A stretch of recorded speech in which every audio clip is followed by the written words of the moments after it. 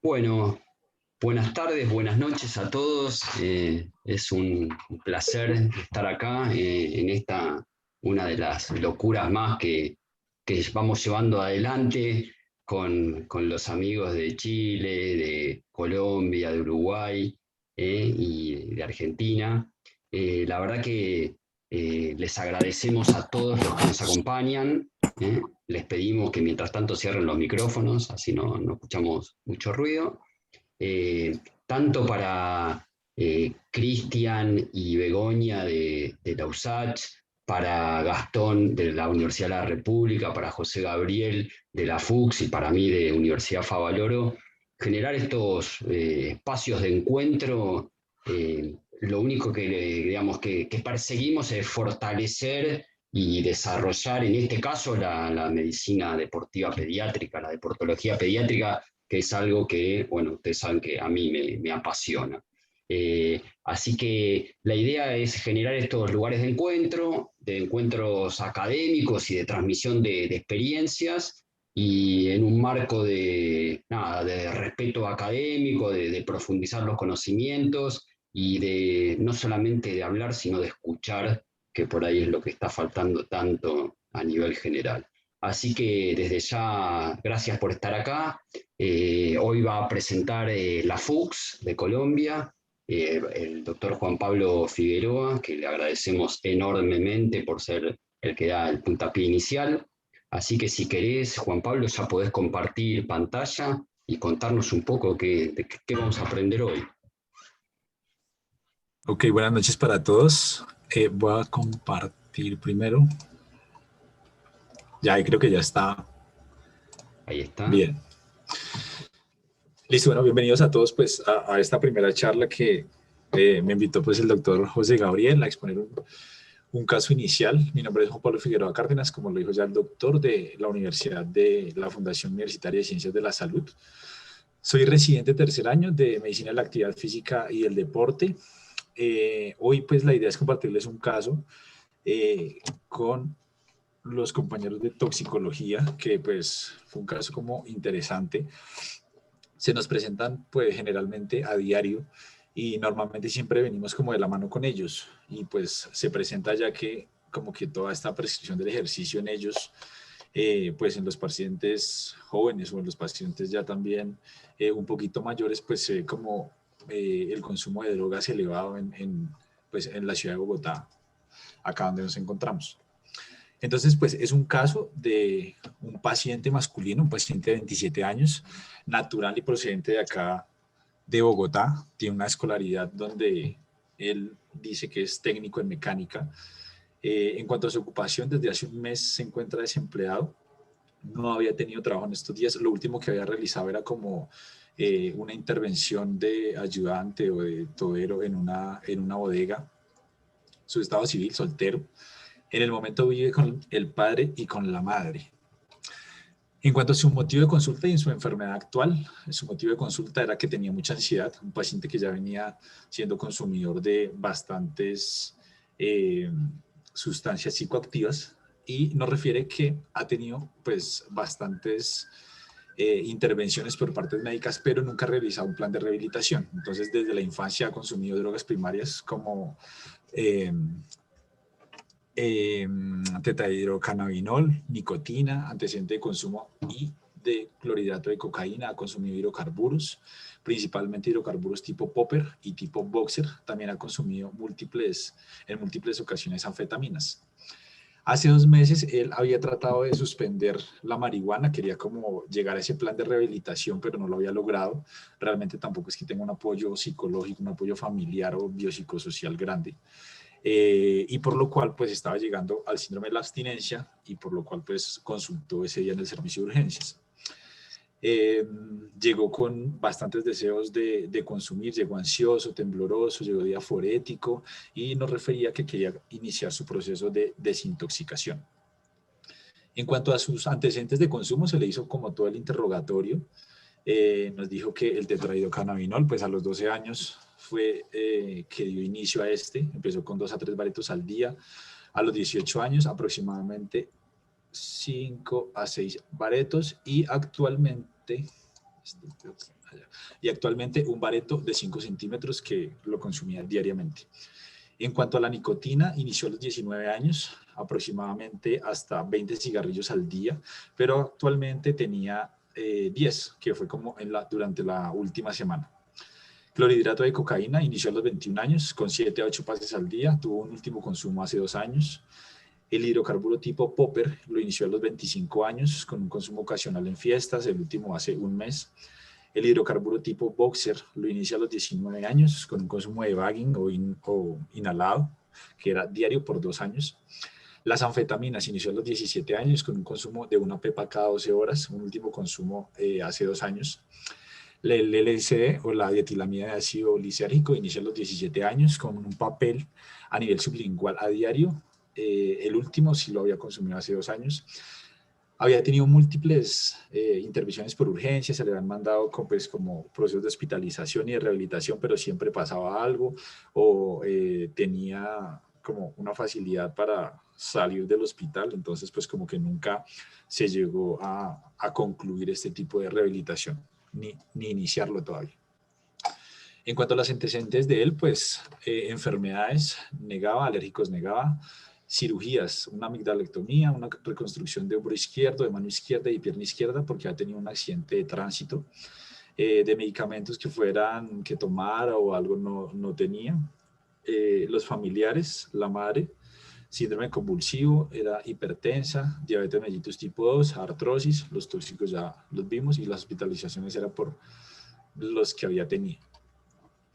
En cuanto al examen físico de ingreso, cuando se valoró en conjunto con toxicología, se valoró al paciente pues, con sus elementos de protección personal, dado pues, las características con las que estamos actualmente a nivel mundial. Se encontraba activo, alerta, ansioso, tenía diaforesis, estaba hiperkinético, no tenía signos de dificultad respiratoria. Sus signos vitales, pues, en el momento estaban normales, no estaba saturado, no tenía, en el momento tampoco en la revisión de sistemas, no tenía alteraciones de dolor de pecho, no disnea, no presentaba palpitaciones. El examen físico, pues, normal, los ruidos cardíacos normales, no presentaba alteraciones. El abdomen blando, depresivo, no se sentían masas. Extremidades normales, no presentaba edemas, eran móviles, buenos ángulos articulares. En cuanto al sistema nervioso central, su Glasgow 15-15, orientado siempre en tiempo, lugar y persona. En cuanto a los laboratorios e imágenes que se le tomaron, tenía una CK total de 5.069, después se le hizo un control, pero en el momento no había reporte, tenía una glicemia normal, una serología no reactiva, un cloro en 104, en cuanto a electrolitos, un sodio de 133, un potasio de 4.64, una función renal normal, unas transaminasas ligeramente elevadas sin pasar su rango en el límite, un hemograma sin alteraciones de la hemoglobina, sin alteraciones de nada, un parcial de orina que era negativo para infección, tampoco se encontraban trazas de nada en el momento. Se le hizo un ecocardiograma para mirar si tenía alguna alteración a nivel valvular, a nivel de las cavidades, si presentaba pues alguna falla con su fracción de eyección, pero se encontró que era un ecocardiograma pues prácticamente normal, no tenía alteraciones de válvulas, buena función biventricular, no había signos de hipertensión pulmonar. Una ecografía hepática que se le ordenó también un hígado graso, pero de resto absolutamente nada se le encontró. Al inicio se le hizo una impedanciometría, un test también de ejercicio, le dio un peso de 63 kilos con una talla de 165 centímetros, lo que nos da un IMC de 23.1, un porcentaje de grasa de 18, un músculo de 43%, se le hizo una dinamometría con una mano derecha de 27.5 y mano izquierda de 26, lo que pues nos da un poco bajo. Se le hizo un test de Wells con una alteración en la flexibilidad, un test de Romberg modificado, que nos daba también con unas alteraciones para mantener su estabilidad. Se le hizo un test de Bruce modificado, el cual alcanzó hasta la etapa 3, donde pues en cada una se le dejaban aproximadamente sus 3 minutos con una velocidad de 2.7 kilómetros por hora y un grado de inclinación de 10. Entonces lo que nos daba resultados era que había realizado 4.6 METs, lo que nos correspondía al 39.21% de su predicho y que nos daba un VO2 de aproximadamente 16.1 mililitros de oxígeno por kilogramo minuto. Bueno, abajo anotamos el predicho que era para la edad 11.73, con un VO2 también predicho para él de 41.05. En cuanto al diagnóstico inicial, se le dejó un síndrome de abstinencia secundaria al consumo de sustancias psicoactivas, clorhidrato de cocaína, LSD, hidrocarburos, popper, anfetaminas, un desacondicionamiento físico que también ya nos incluía una alteración en la flexibilidad, en la propiocepción, en la capacidad funcional. Para empezar a hablar de esto, pues yo creo que debemos iniciar con la definición acerca de lo que nos habla la literatura acerca de qué es una persona que es drogadicta o que es dependiente de las drogas, y nos dicen que es un trastorno complejo y nos altera diferentes ángulos, diferentes factores también.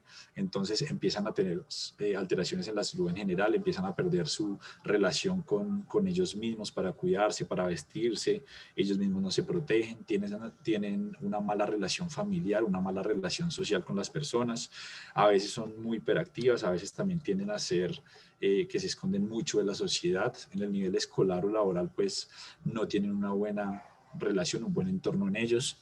Los hábitos de ocio pues se descontrolan, pierden todo aquel control con su situación económica porque van a estar pendientes más que todo como de ir a consumir y no de cuidar pues su trabajo en el momento. Ellos dejan siempre en un segundo plano las necesidades básicas como la alimentación, prefieren salir a consumir que no estar en la casa, digamos, con unos buenos patrones de consumo de alimentos adecuados, pierden su patrón de sueño, empiezan a volverse un poco más sedentarios, el aspecto físico ya no les importa prácticamente nada, se vuelven ansiosos, tienen un estado de ánimo que empieza a alterarse y pues está perdiendo toda este interés por todas las personas que lo rodean, tanto familiares, tanto pues como su parte conyugal, como su parte social, su parte en el trabajo. La OMS lo que nos dice acerca de que es una droga es aquella sustancia que nosotros siempre vamos a consumir por cualquier tipo de vía, sea inyectada, sea inhalada, sea oral, y que esta pues nos va a presentar alguna alteración en algún modo del sistema nervioso central, de todas las capacidades cognitivas que nosotros vayamos a tener, pues estas drogas causarnos dependencia, ya sea psicológica, física o en ambas. Nosotros vamos a encontrar diferentes características de las diferentes sustancias que nosotros vamos a consumir. Hay unos pues, marcadores que vamos a empezar a tener unas alteraciones dependiendo del tipo de sustancia, sea sustancia que nos inhibe el sistema nervioso central o sea una sustancia que nos excite el sistema nervioso central. Acá tenemos algunos ejemplos, el consumo de alcohol. Vamos a tener alteraciones psicomotoras del comportamiento, vamos a presentar ocasionalmente gastritis, náuseas, vómito, cefalea, problemas de memoria, paranoia, celotipia alcohólica. En cuanto al consumo de cocaína, vamos a tener pues ya algo un poco más acelerado, un proceso de excitación, vamos a tener sudoración, temblor, hipertermia, tensión muscular, vamos a elevar la frecuencia cardíaca, la elevación también de la tensión arterial, probablemente tengamos arritmias, esas arritmias puede que nos lleven a alguna alteración con un infarto agudo de miocardio, probablemente tengamos cefalea con signos de bandera roja, disinesias, distonías, ocasionalmente no vamos a poder dormir bien, alucinaciones. ¿Cómo les va? ¿Cómo han estado? Auditivas y olfativas o táctiles. ¿Con quién? ¿Con Martín? Con el que quiera. El consumo. Perdón que interrumpa. Por favor, ¿hay alguien que tiene el micrófono abierto, por favor, para no interrumpir al doctor? Si lo puede cerrar, gracias. En cuanto al consumo de heroína, también tenemos apatía, tenemos disforia, la frecuencia cardíaca probablemente se nos baje, vamos a tener también una disminución en la presión arterial, vamos a tener una agitación psicomotriz, no vamos a tener una atención adecuada en lo que nos vayan a estar presentando, una hiperquinesia, vómitos, estreñimiento también se ven asociados y disfunción sexual. En cuanto al consumo de cannabis, podemos tener taquicardia, mareo, hipotensión, pensamientos obsesivos, alteraciones en la cognición, vamos a tener probablemente alteraciones en nuestra parte respiratoria y cuadros en el estado de ánimo, puede ser ansiedad, depresión, según lo que vayamos a encontrar. Hay algo que es el sistema de recompensa y el sistema de recompensa es conocido también como sistema mesolímbico dopaminérgico y es porque vienen ciertas hormonas ligadas acá, entonces como las que vemos acá y todo es como un círculo vicioso, no es tan direccional como lo vemos acá, pero sí tiene diferentes ramas y hacia donde nos lleva depende si es una vía que nos va a estimular, pero hay otra vía que también nos va a inhibir. Y a veces cuando una vía nos inhibe también lo que hace es hacer unas excitaciones a nivel de los núcleos dopaminérgicos para que ese también haga sus impulsos correspondientes. Entonces, esto lo que hace es conectar el mesencéfalo con todo el sistema límbico. Y esto lo que nos hace es mediar la sensación de que nosotros tenemos de placer o como de vicio en el organismo, porque esto activa diferentes estímulos o acciones que nosotros vamos a tener y que nos generan placer, que a toda hora vamos a estar felices, vamos a sentir que vamos a estar como contentos por eso y vamos a querer siempre más y más y más de lo mismo. Vamos a tener un vicio frente a este. Todo esto lo que nos lleva desde acá, desde el área tegmental ventral, nos lleva desde estas neuronas hacia el núcleo accumbens y hacia la corteza prefrontal. Todo esto son vías neuronales que lo que hace es pues, hacer un flujo de información de todas estas estructuras involucradas y asociado a esta información, pues lo que vamos a tener es todo un complejo de neuronas, de redes de estimulantes, de hormonas, de proteínas, de todo lo que empieza a producirme esto. Acá con esta parte de la dopamina, no solamente esta es la principal, como les decía, sino que también viene el glutamato, viene el GABA, la adrenalina, noradrenalina también, que es un neurotransmisor importante, acetilcolina para toda la parte de la recepción neuromuscular.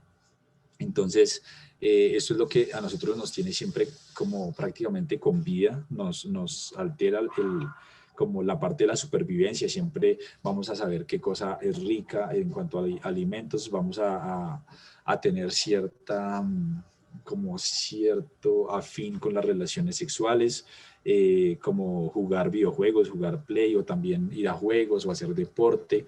Todo esto lo que hace es activar y uno tratar de tener esa recompensa con ese gasto que nosotros vamos a tener. Es como algo a lo que nosotros nos estamos volviendo adictos, como pues su sistema lo dice ahí.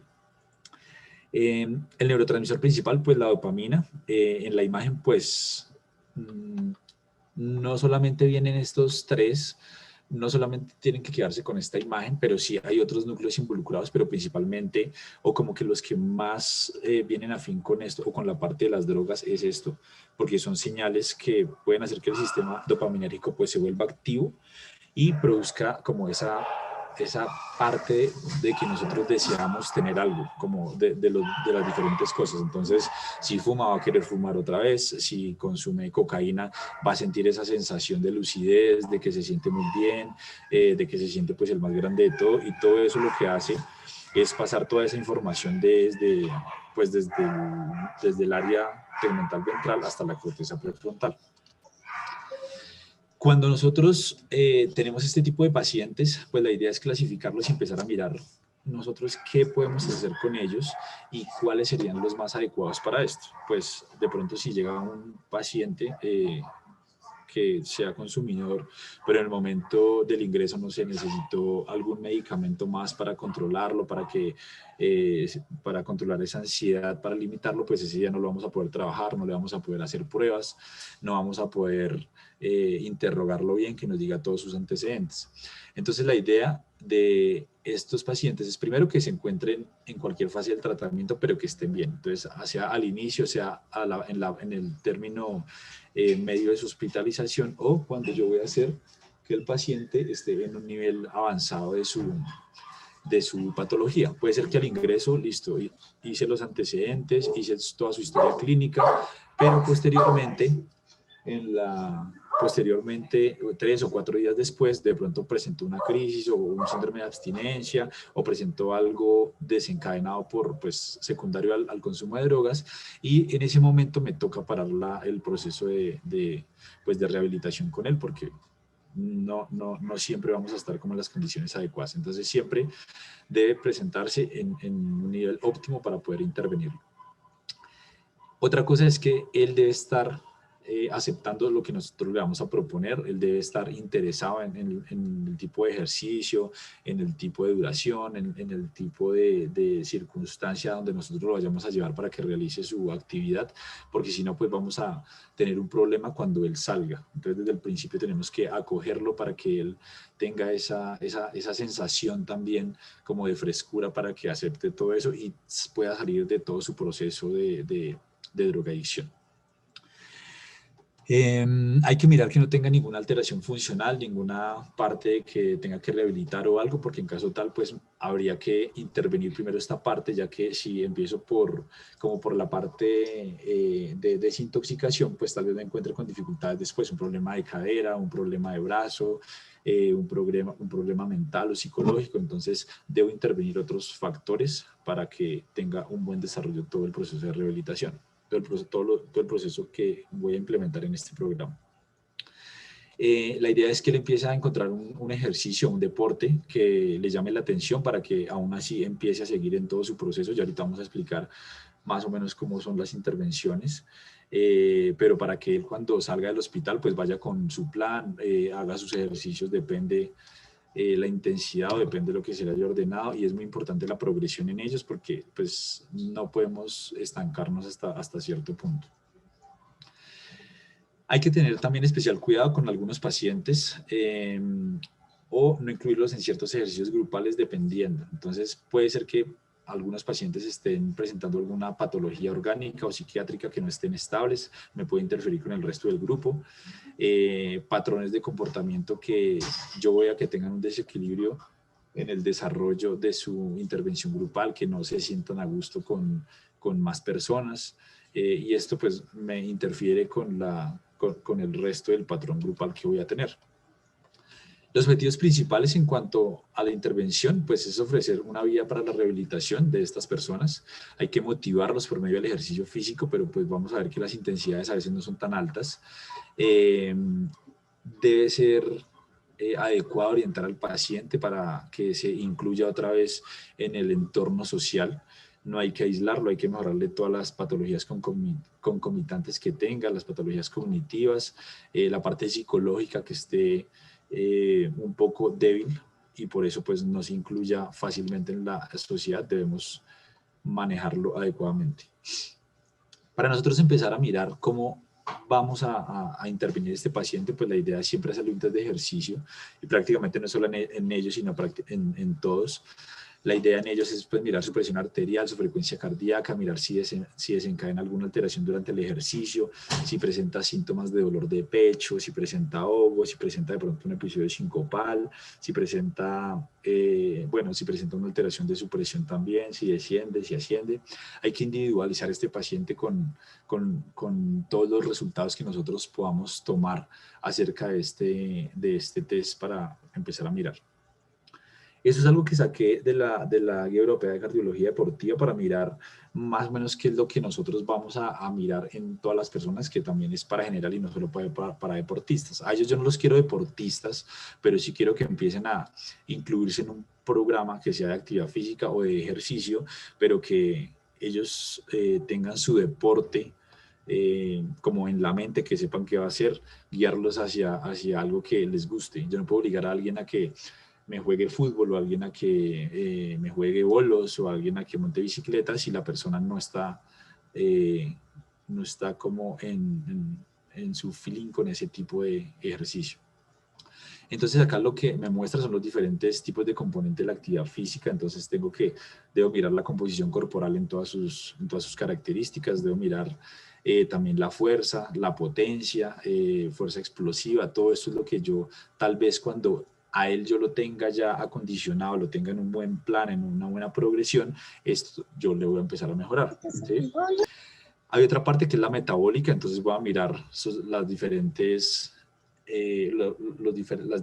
mediciones acerca de todos sus componentes sanguíneos, el hemograma, un perfil lipídico, un perfil hepático. En cuanto a la parte motora, pues voy a mirar la velocidad, voy a mirar si este paciente yo lo puedo le puedo mejorar la propiocepción, la flexibilidad, que la idea es que todos estos componentes se vean, y no solamente subirlo en una máquina y mirar, hágame tanto tiempo o hágame la tanta intensidad, no, sino que debemos incluirlo como con todos los parámetros para ver. Hay una recomendación muy básica que es el FIT, pues para mirar toda la parte de la prescripción.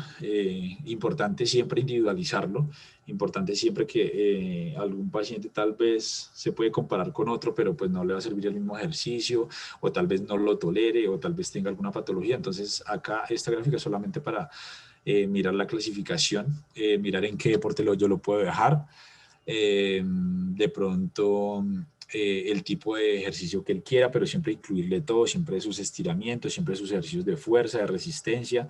No puedo omitir ningún tipo de ejercicio porque si no, no estaría haciendo un plan complementario para ellos, no estaría mejorando toda su masa muscular, toda su parte de señalización celular, su parte mitocondrial. Entonces, debo incluir muchas cosas, pero como les decía, con su adecuada progresión. En ellos lo importante también es mantenerlos en unas intensidades leves, moderadas. Se habla en diferentes artículos que a veces cuando nosotros aumentamos las intensidades, ya nosotros a veces no tenemos un plan tan adecuado, sino que tal vez se nos va hacia el otro camino. Entonces ya el paciente no elimina su parte de la drogadicción, sino que tal vez pudiera, es una probabilidad, no lo estoy asegurando, pero probablemente tenga esa sensación otra vez de consumir drogas. Entonces también hay una variedad de artículos que todavía están en unos que sí tienen una adicción probablemente, otros dicen no, pues tal vez lo pueda en altas intensidades, pero hasta ahora lo más seguro es que si lo manejamos en intensidades moderadas, pues probablemente me empiece a mejorar. Entonces, las altas intensidades probablemente deberíamos descartarlas por el momento hasta que pues haya un mejor nivel de evidencia. Esto solamente para mostrarles como los tipos de intensidad que yo puedo sacar en diferentes tipos de zona, con la frecuencia cardíaca máxima o de reserva, o también con la escala de percepción del esfuerzo o un B2. Cuando yo voy a empezar a prescribirle a él, pues lo que les decía anteriormente, deberíamos mirar qué frecuencia vamos a hacer y qué tipo de ejercicio vamos a hacer.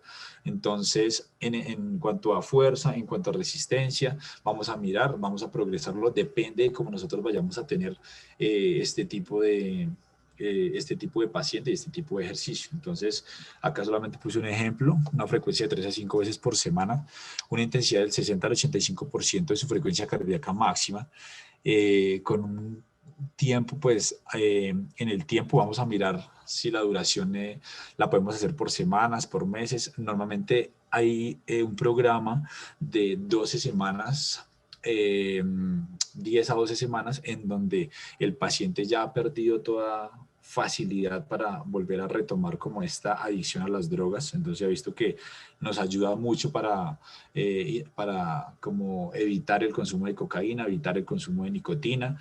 Entonces debemos siempre mirar estos planes, a ver desde qué tipo o desde qué duración yo lo puedo tener. El tipo, pues vamos a hacer de ambos, de fuerza y de resistencia siempre. La progresión es muy importante en ellos. Probablemente sea mejor primero aumentar el volumen y luego deberíamos aumentar la intensidad, dado que probablemente con esto vamos a empezar a mejorar toda la masa mitocondrial, voy a tener una respuesta cardiovascular mejor, voy a tener como unas adaptaciones neuromusculares o de la placa neuromuscular un poco más grandes, y después ya empiezo a aumentar la intensidad para no sobrecargar el paciente, para que no se me vaya en otro camino y empiece a tener una adicción nuevamente por las drogas. Los beneficios en general nos hablan que es del ejercicio, pues que es un estado de intoxicación, pero esta intoxicación es como un placer para liberar batallas victoriosas contra la adicción, pero pues con sus recomendaciones individualizadas para cada paciente. Lo que hace es disminuir la ansiedad, el estrés, aumenta las endorfinas en el cerebro. Estas endorfinas, pues lo que se han visto era que estaban reducidas por el consumo de sustancias psicoactivas. Acá en esta parte también juega un papel importante el factor neurotrópico derivado del cerebro. Si nos colocamos un poco más a la parte de la bioquímica con sus diferentes vías de señalización, que se va pues también hacia todo lado, nos ayuda también a la masa muscular, a la quema de grasa, todo eso mejora la imagen de la persona, se va a sentir mejor, más agradable. Entonces hay que impactar en todos los estados del paciente, no solamente en el ejercicio, sino que que lo lleve a una buena imagen, que lo lleve a que tenga seguridad de lo que pueda hacer, que lo lleve a que tenga una buena relación intrafamiliar, que lo lleve a que tenga una buena relación con la pareja, y todo esto ayuda a que el paciente pues mejore o tolere más su proceso de desintoxicación. Regula todos los factores hormonales que inciden en la conducta, me va a mejorar el mal genio, me va a mejorar su estado de estrés, su estado de ansiedad, su estado de euforia, lo que haya presentado el paciente. La idea es estructurar siempre este ejercicio, debe ser supervisado al inicio, después si el paciente ya se apta, pues podríamos hacer una recomendación general para la casa con un control adecuado. Sus perfiles hormonales o sus laboratorios, pues deberíamos tenerlos. Bueno, esto también en cuanto a lo inicial en esto. Pues esto es lo que les tenía ahora en general para eso. No sé si tengan preguntas acerca de esta parte de la drogadicción o acerca de la charla Buenísimo. para conversarlo. Si querés, puedes dejar de compartir pantalla, así abrimos si alguien tiene preguntas. Buenísimo. Hola a todos, ¿cómo están? Buenas noches. José Gabriel, ¿cómo va? Bien, bien, ¿cómo has estado? Bien. Hay una parte que me costó seguir o entender, por lo menos por mis limitaciones. La primera parte del tratamiento es ingresado en el hospital, ¿no? Sí, realmente todo el caso clínico que presenta Juan Pablo, todo el caso clínico es con pacientes hospitalizados. Nosotros en el Hospital Infantil Universitario de San José, acá en Bogotá, tenemos un programa que se maneja en conjunto con toxicología, claramente psicología, en algunos casos psiquiatría, trabajo social, estamos nosotros como medicina del deporte. A los chiquitines también los ve pediatría. En este caso, digamos que son pacientes que entran a un programa de desintoxicación, en el cual parte fundamental de ese proceso intrahospitalario es el manejo con ejercicio, básicamente mirando todo el tema de las vías de recompensa. Y en esto ya llevamos más de 10 años trabajando con esta población. Digamos que con Juan Pablo escogimos el caso, escogimos este tipo de caso clínico para que ustedes se den cuenta también de un enfoque un poquito más amplio de la medicina del deporte, que incluso alcanza temas que son sociales, que son culturales y que lastimosamente en Latinoamérica pues, nos faltan muchísimo. Y también el deporte y la medicina del deporte se ha logrado abrir un espacio. Todo el programa se hace con paciente hospitalizado. ¿Listo? Entonces, dentro de las cosas que nosotros veíamos al inicio de este programa de medicina del deporte en paciente polifarmacodependiente, es específicamente evitar el desacondicionamiento físico durante la hospitalización. Porque son pacientes que por el manejo de toxicología son pacientes que están muchas veces sedados, que están tiempo en cama, que incluso a veces por agresividad los dejan inmovilizados. Y ya sabemos que después de 48 horas de estar acostado tenemos una pérdida de masa muscular. Entonces el desacondicionamiento físico del paciente hospitalizado es severo.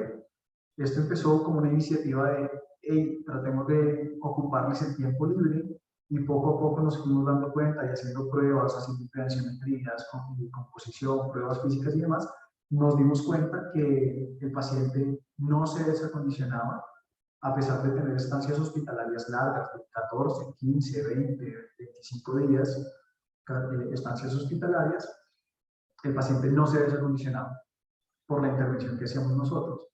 Cosas a resaltar, el test de ejercicio, con el cual medimos pues, la capacidad funcional de los pacientes.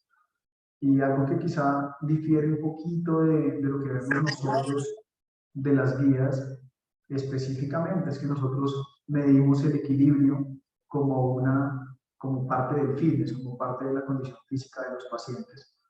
Y lo medimos de manera rutinaria, lo tenemos en nuestro pool de herramientas, porque al tratarse de pacientes hospitalizados, siempre uno con el paciente hospitalizado va a tener en cuenta el riesgo de caída.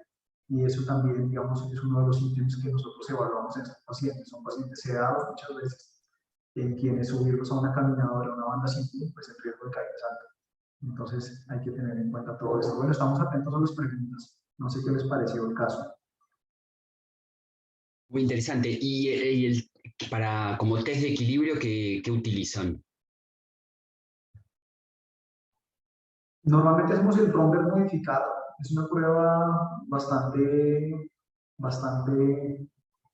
básica, y es poner al paciente de pie en apoyo monopodal y que cierre los ojos. Y ahí evaluamos el tiempo que logra estar en apoyo monopodal. Es básicamente eso. En algún momento intentamos utilizar Tinety, no sé si conocen la escala de Tinety, la cual nos mira estabilidad en sedente, en bipedestación y en deambulación, pero nos hacía muy largo el proceso. Pero es una buena herramienta también para mirar equilibrio, es Tinety. Ya se las dejo en el chat. Bueno, ¿alguien que quiera hacer alguna pregunta? ¿Algún comentario? Marcela Donoso, adelante. Sí, dijiste que estaban en un hospital y que se trabaja transdisciplinariamente, ¿no? Por la presentación del caso en sí. ¿Cuál es el tiempo de internación aproximado que pueden llegar a tener? 15 días. Normalmente ningún paciente de estos dura menos de 15 días. Ellos entran por el servicio de urgencias. Normalmente son pacientes del programa de polifarmacodependencia de toxicología que llegan por el servicio de urgencias y tienen una estancia hospitalaria de 15 días en promedio. Muchas veces hacen síndromes de abstinencia severos y tienen que sedarlos, y después de la sedación pues tarda un poquito más. Quedan 2 días así un poco groggy y hace que sea un poco más demorado el proceso de desintoxicación. Perfecto, porque acá en el hospital Fernández, donde tenemos un centro de toxicología, justamente, bueno, obviamente se trata de trabajar interdisciplinariamente y la internación siempre, obviamente, depende si el paciente adhiere a la misma. Y tienen un promedio de una semana a 10 días, 15 días, depende de la disponibilidad de camas. Pero no hay, obviamente, un servicio como el que estás presentando vos, que sería muy bueno. Nosotros antes de pandemia, digamos que teníamos la facilidad de trasladar a los pacientes a la unidad de medicina del deporte. Entonces hacemos el traslado dentro del hospital. Ahorita por temas de distanciamiento, de aislamiento y demás, no hacemos el traslado, hacemos las intervenciones de acondicionamiento físico con el paciente en su habitación. Ahora bien, el paciente no solamente tiene la evaluación por medicina del deporte, sino por fisioterapia, por terapia ocupacional, por fonoaudiología, por todas las otras ramas de apoyo diagnóstico y terapéutico que hay en los hospitales. ¿Y el tiempo de adhesión post-alta, cuánto sería de pacientes que vuelven o que...? Es alto, es alto. Mira que pues muchos de ellos incluso alcanzan a tener 3 hospitalizaciones en un año. Previamente, todos los pacientes del hospital salían a una clínica, digamos a un hospital, pero que era solamente de desintoxicación, ya únicamente el paciente farmacodependiente, y ahí podían estar 2 o 3 meses. Pero ahí ya están en su proceso realmente de no adicción. Acá estamos desintoxicándolos, que son conceptos realmente diferentes. Muchas gracias. A ti. Y José Gabriel, en este paciente que yo vi al ingreso, tenía una CPK de 5.000 y tantos.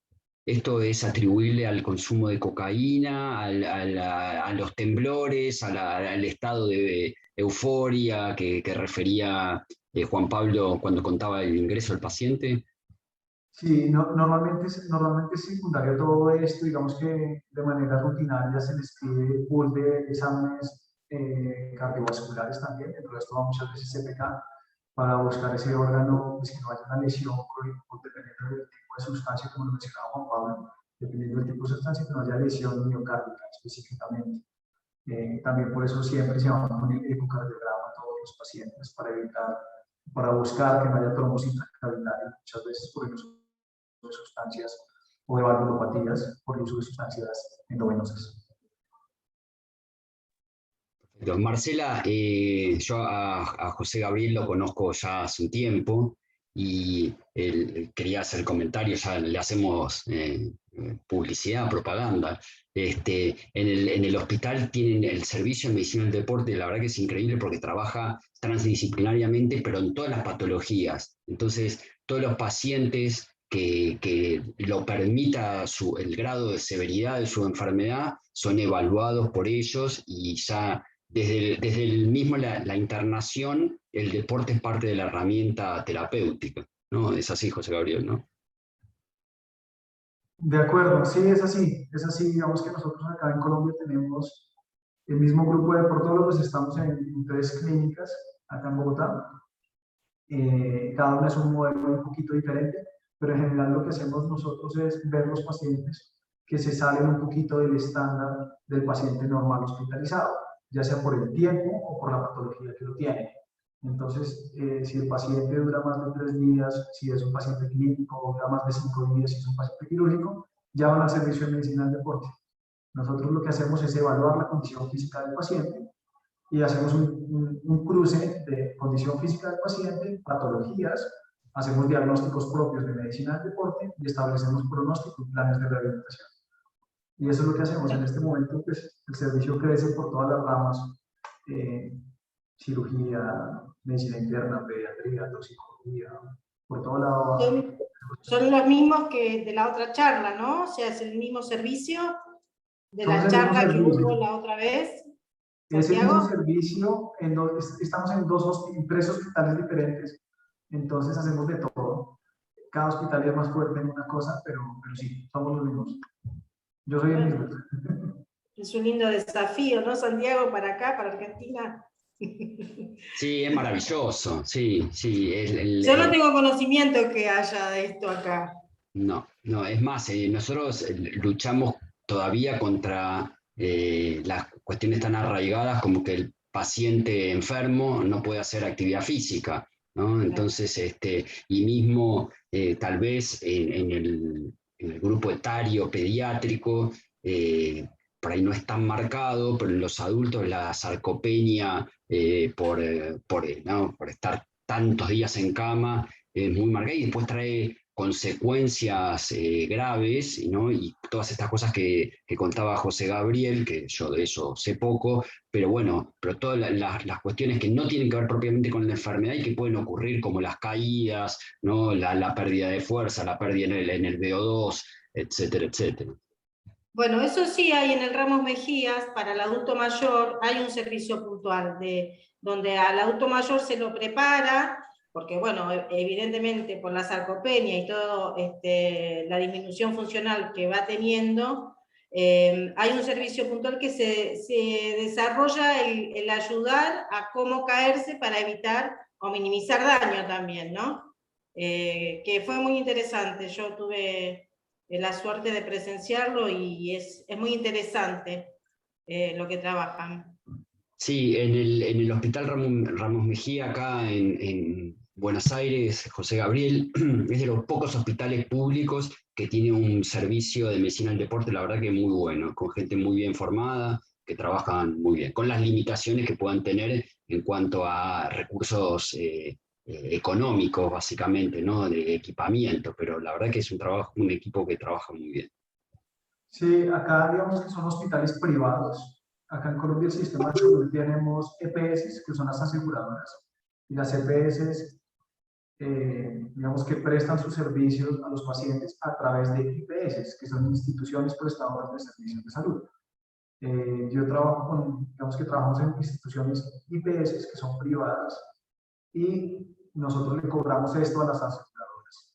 Entonces, en hospitales, realmente este modelo que tenemos acá en Colombia, acá en Bogotá solamente estamos nosotros, por ahora. Yo creo que dentro de no mucho ya habrá más gente con esta visión de medicina del deporte en la parte hospitalaria, en la parte clínica. Y mira que es interesante cómo nosotros podemos traer pruebas físicas que usamos en deporte al escenario clínico.